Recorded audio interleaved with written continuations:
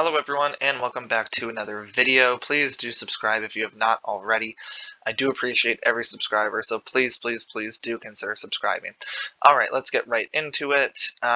So Albertsons last week, they made a special dividend payment of $6.85 per share. It was a total that was released from them of about $4 billion in cash, and it all has to do with the merger that was announced back in October of 2022 between Kroger and Albertsons. So Kroger's planning on buying Albertsons, and so as part of the deal, they're just releasing this cash, and so it's kind of a nice little payout for shareholders. And it was payable as of this past week, and you had to have been a shareholder of record.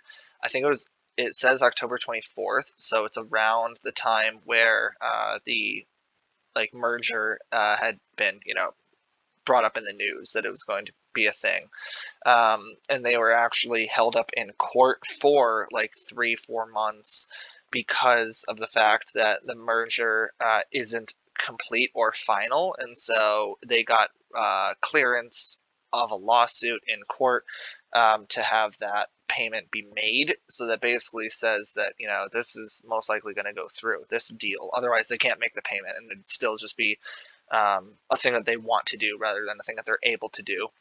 So with that being said, the actual deal itself, if we go back and look at it, the deal for Kroger to buy Albertsons is for $24.6 billion. Kroger is the second largest, grocer in the United States, and it's behind Walmart, which has just gone into grocery really intensely in the last few years. Albertsons is the fourth. So number 2 and number 4 are going to merge. It's like the normal supermarket. You probably have an Albertsons owned grocery store near you, and then Kroger in general is just all over the South and the Midwest. So as an example, Albertsons owns Safeway, which is all in California, and it also owns, obviously, Albertsons, which is also in the South, competes with Kroger. It also owns Star Market if you're up in the New England area. And so combined, they would employ over 700,000 people, and they'd have 5,000 stores, which it says that, I read another article, they're not looking to shed any stores. So they're looking to keep the same amount of stores.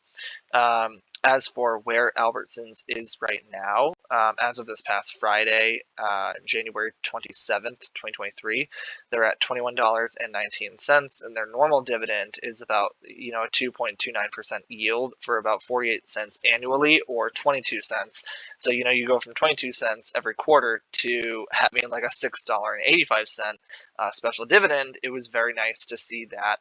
I am a shareholder in Albertsons, and so that was huge. I saw a lot of money come into my Roth IRA where I hold Albertsons, and I was able to reinvest that special dividend into something else because I know that this is going to go up and it's going to close at a higher rate anyway.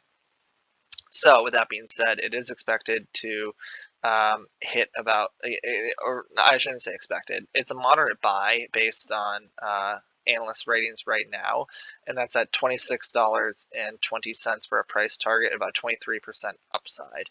And I think if I have this right, the share price that they're looking to buy Albertsons for is $34.10 a share.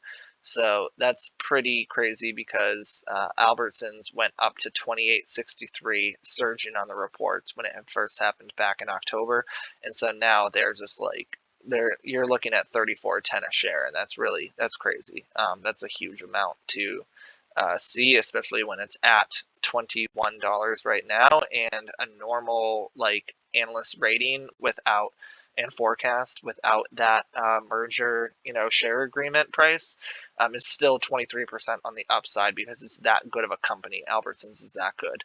So anyway, like I said, just to recap, the court filing motion went through, so they were able to make a special dividend payment, meaning this is probably going to go through on a federal level for Kroger to buy Albertsons, because they're waiting 3 months for that to happen.